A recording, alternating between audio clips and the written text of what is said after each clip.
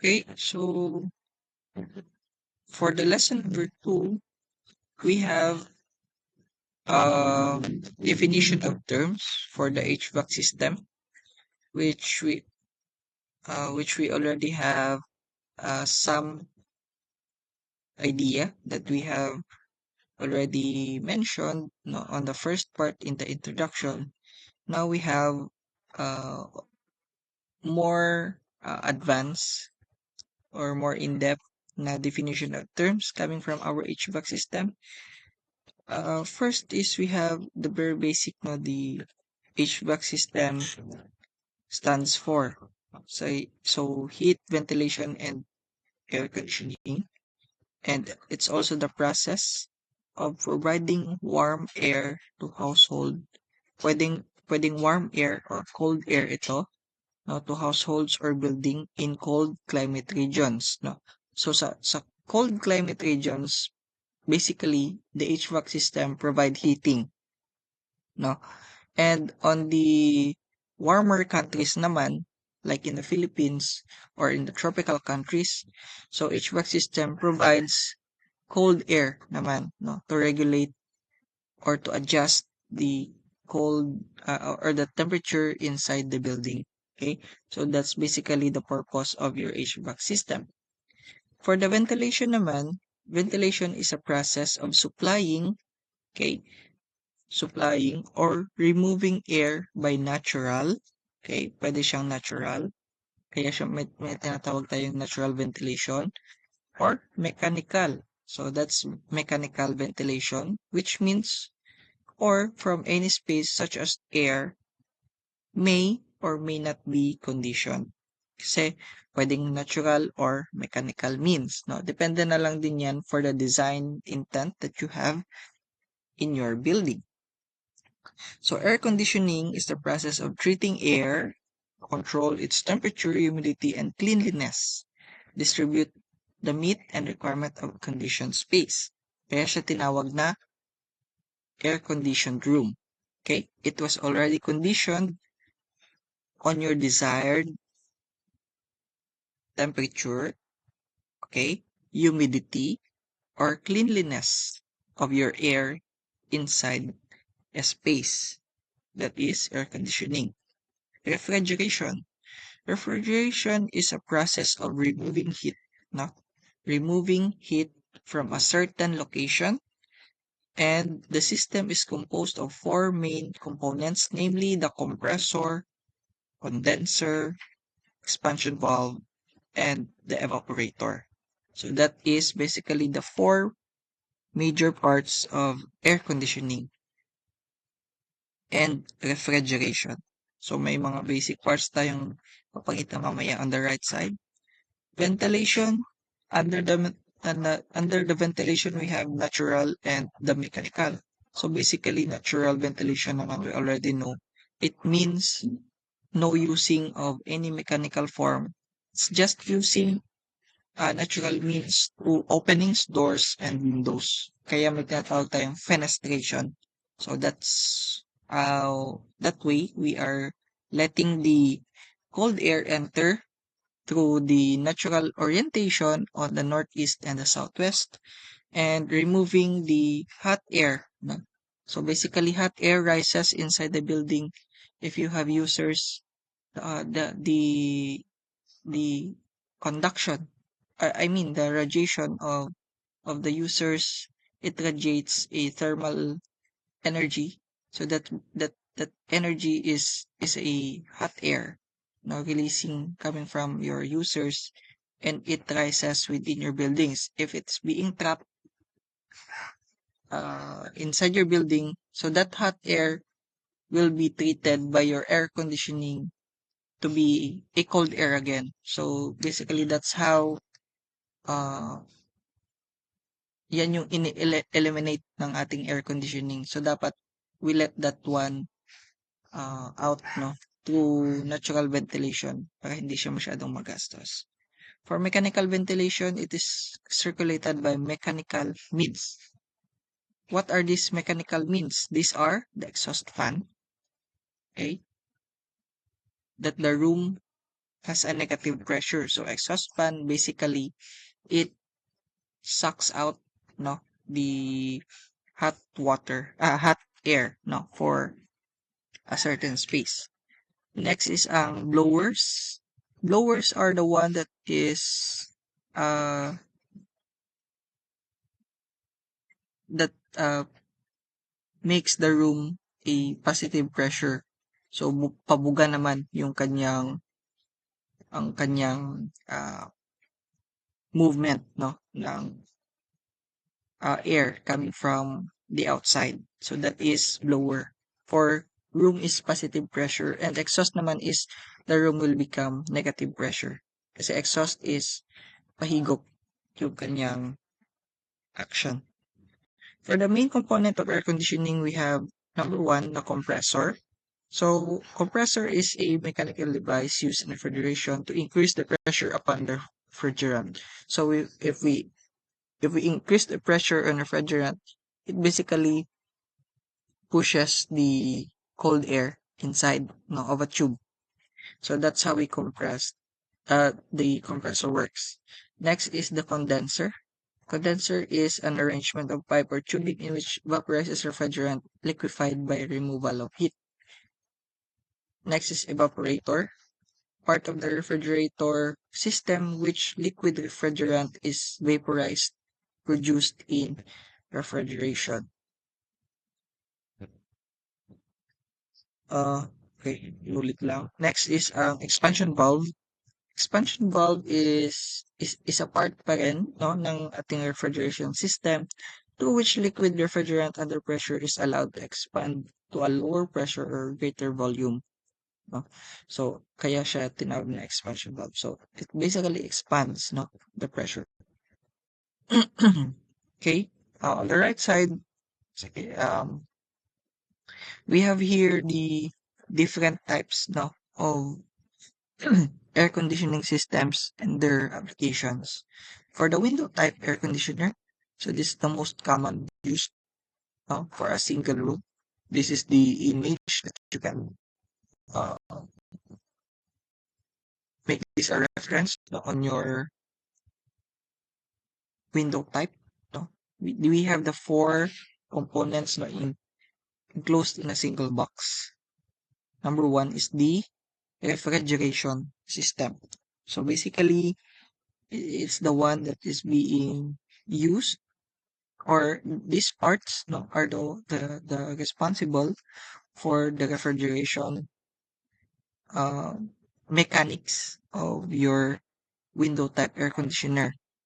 So for the refrigeration system, we have here, kung nakikita natin, this is the inside part, no, the inside part, and the outside part.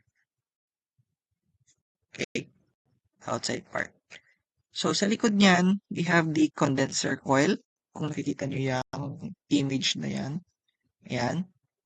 So that is the condenser coil, no? So the cold air basically travels here, not to make it colder.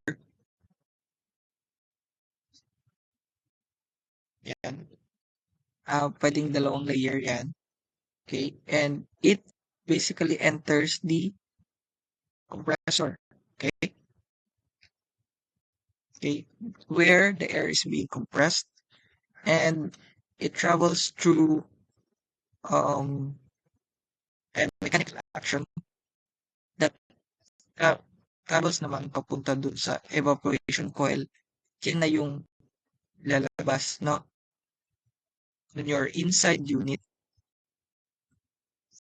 okay, the air outlet grill, no? Air outlet grill.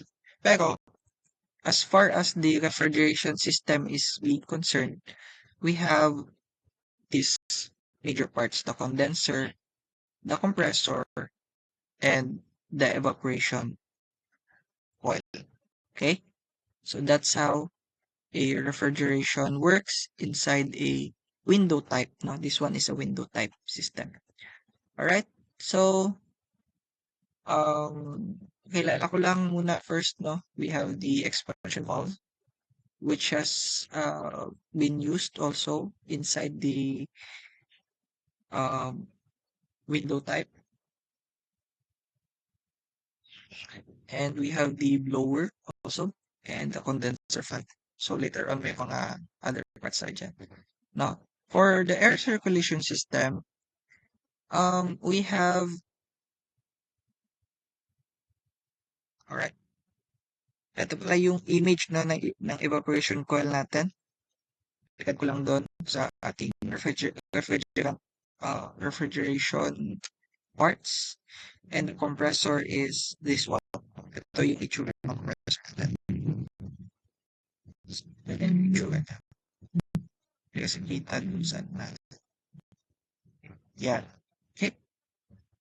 So next is we have the air circulation system now of your air conditioning unit for the window type pa rin, no? For the blower, we have this image. Okay, so it basically the one responsible for blowing the air coming from the outside to the inside. Syempre, dadaan mo na yan dito sa ating condenser and sa compressor. For condenser fan, ito yung itsura niya on the outside or in physical, no? Kung baka hindi din siya makita dun sa likod kasi may mga grills kasi yan, hindi siya makita. So, it basically, ito yung itsura niyan, no? For the condenser fan. The air inlet grill dito sa taas and the air outlet grill is dito sa baba.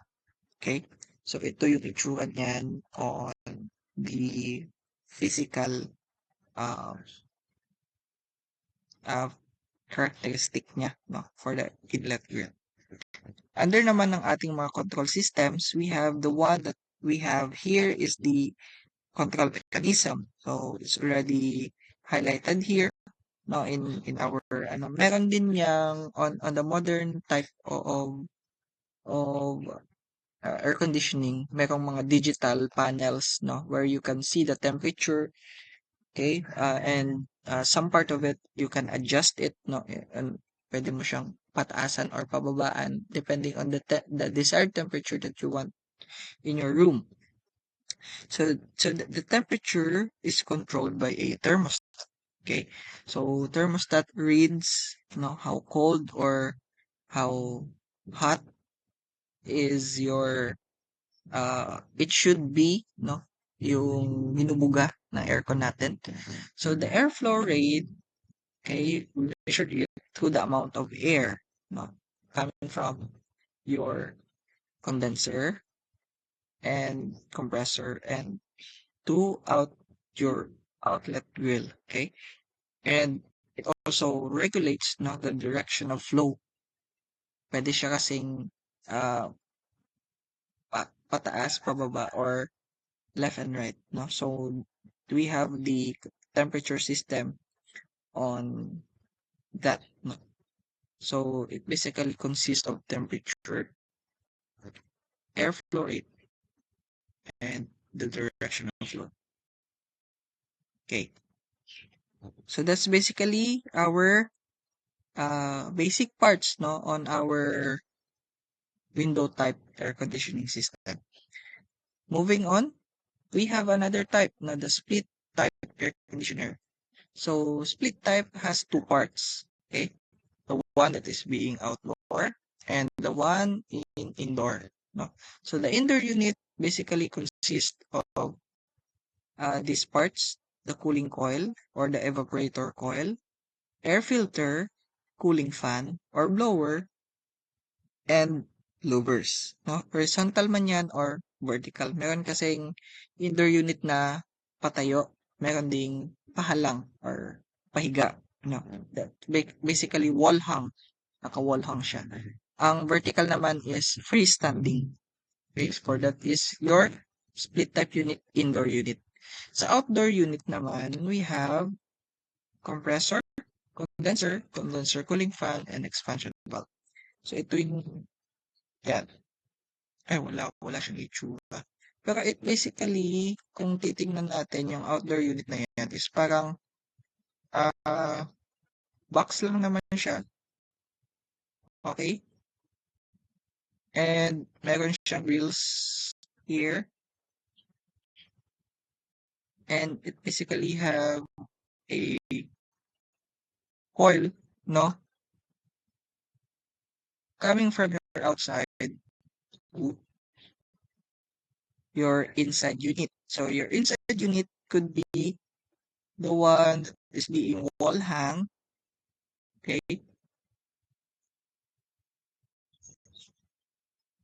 And yan, yung mga modern type natin, mga inverter. Or it could be a freestanding, no?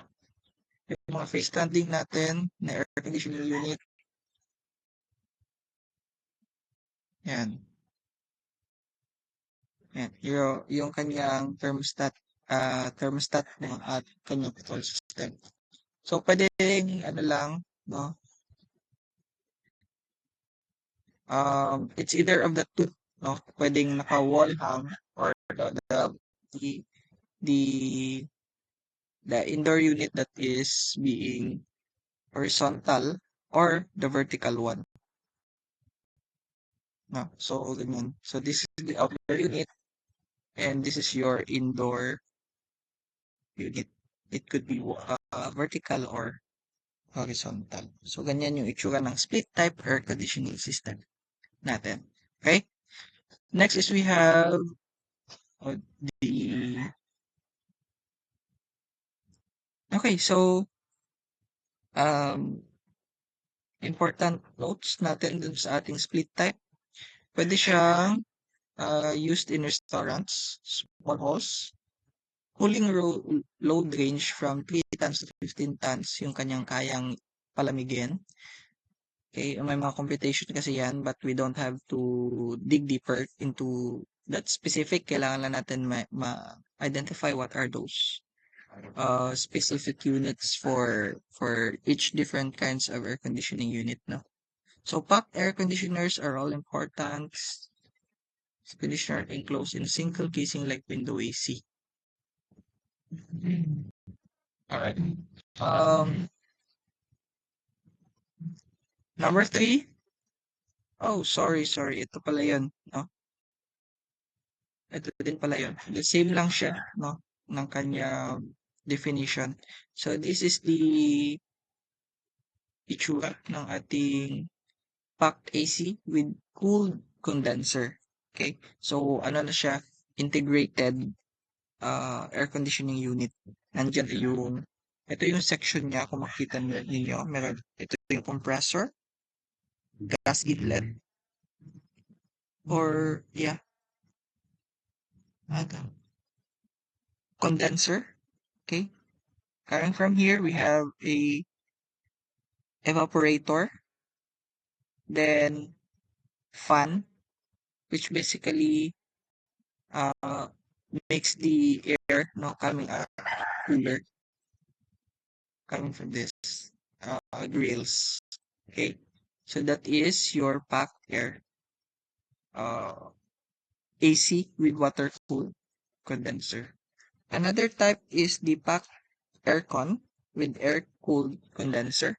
So packed din siya with condenser coil, compressor, condenser fan, heat resistant heaters, circuit board, capacitors, and blowers. So it basically the one no coming from your outside unit and delivered to the different parts no of your uh, cooling system inside your house. It could be inside a duct.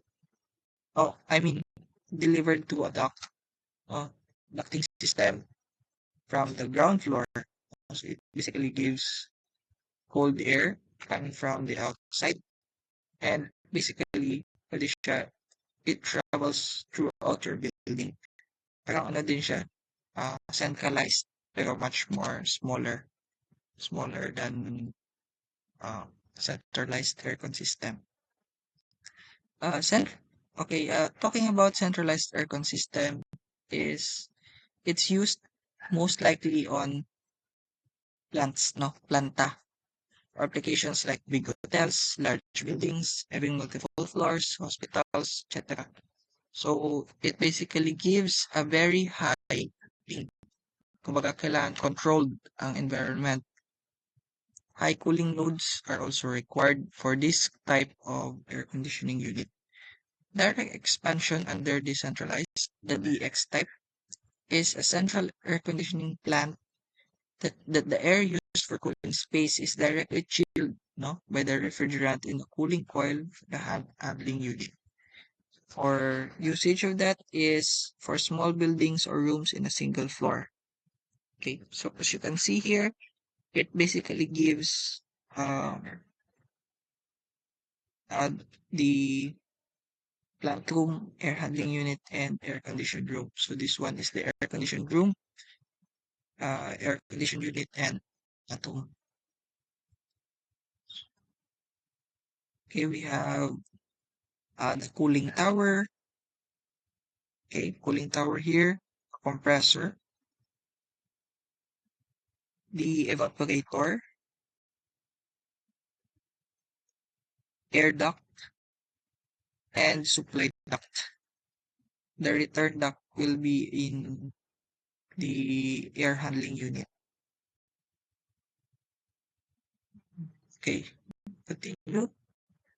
We have the plant room. Under the plant room, we have the condenser. Ito kung nakita natin doon kanina. Say sa live green. The condenser, shell and tube. Compressor. Under the compressor, we have the semi-hermetically sealed air-cooled and the open type water-cooled. Different types ito na ng mga compressor. Pwedeng air-cooled or water-cooled. For the cooling tower, meron tayong example dito of the cooling tower. Ito yung mga nakikita natin on the roof decks, no, of a building. Cross flow and counter flow and induced draft, forced draft. For the air handling unit or the AHU, we have the evaporator coil, air filter, blower, and ducting. Okay, for the ducting, we have the return and the supply air duct. So ito yung nakikita natin doon kanina, sa air handling unit natin on the blue side now, the AHU room, return duct and the supply duct. So we have the evaporator and coil air filter. For the air conditioned room, we have the supply air diffusers and return air diffusers for the grills. Supply na yan, no? Supplied part of your air conditioning system. The chilled water centralized air conditioning plant. So for the word itself, no, na meron siyang cooling tower and chiller. This one is being used for buildings, shopping malls, airports, hotel, etc., comprising several floors to be air conditioned para hindi siya magastos. Anyway, for this one, long run naman ito kaya hindi siya masyadong prone sa maintenance unlike the other type of air conditioning unit. For this type of air conditioning unit, we have two distinct, no, type or component, which is the chiller. Ito yung physical attributes or yung itsura ng chiller natin. And we have your cooling tower here. So ganyan yung itsura niya. As we can see here in the platform, which it basically gives you an idea where a cooling tower should be. So cooling tower will be on upper floors and the chiller will be on your lower floors. And it supplies cold air into such different levels. Okay. Different levels of floors. So hindi na siya doon ka na lang mag adjust, no, or floor. So it basically gives you a large amount, no, of cold or controlled temperature on your system under the chilled water centralized air conditioning plants. And last is we have the evaporative cooling system. So this one is used evaporation to cool the air no, and in a evaporative cooler pump, which circulates water from the reservoir, and on a cooling pad, which in turns becomes very wet. So it basically drives or draw air from the outside unit through the moist pads. So through the moist pads, it passes through and it's being called by evaporation. So the evaporation system looks like this.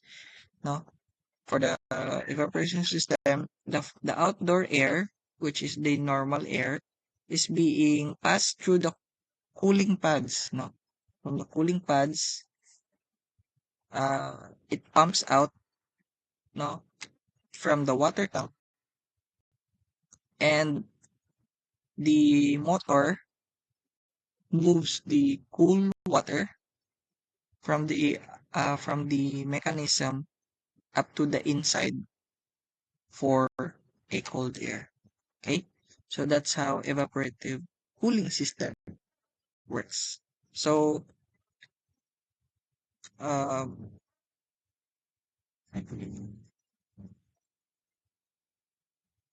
that's the first part, no, of our definition of terms. So let's go to asa na yung isa pa.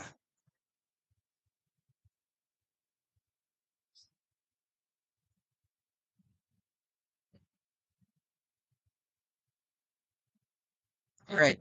Dito naman sa ating second part ng ating definition of terms, we already have grasp, no, of what are those things. Pero ito, may kasama kasi itong elevators, no, you just have to open this and read, no, for each and every part, no, elevators, meron siyang escalators, we already have, okay, parts, no, para maging aware din kayo on the future lessons natin.